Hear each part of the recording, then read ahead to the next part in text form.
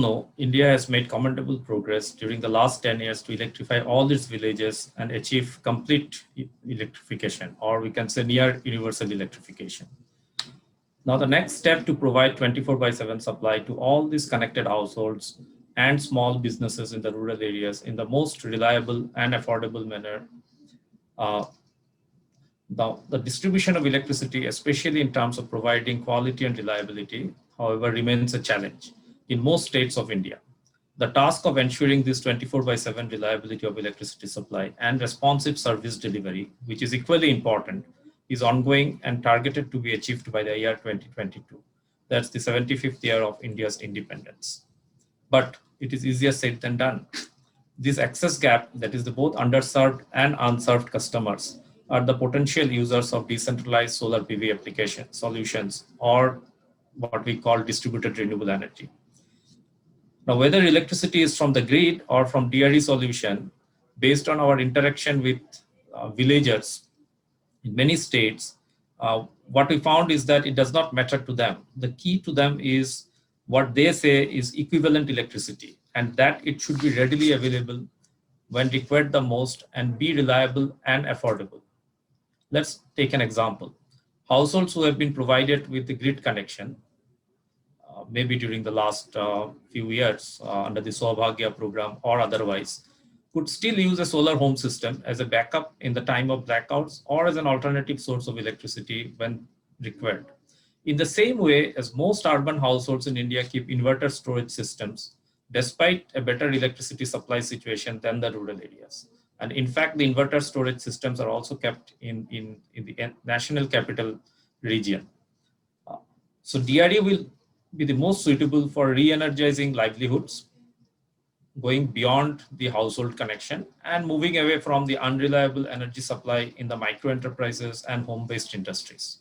Solar pumping, whether standalone or grid connected, will become the norm rather than the exception, as technically and financially they appear to be most viable solution vis-a-vis the current diesel or grid-based electric pumping. Further, with falling prices of solar PV and storage technologies and the advent of smart digital technologies, decentralized solar is going to play a major role in enhancing and sustaining electricity access to meet consumer demand in a reliable and affordable fashion. DRE would also be critical to democratize the central grid and empower the consumer. And I am stressing on this point, empowering the consumers in the long run through evolving prosumer-based models, facilitating peer-to-peer energy trading, leading to creation of electricity markets in India.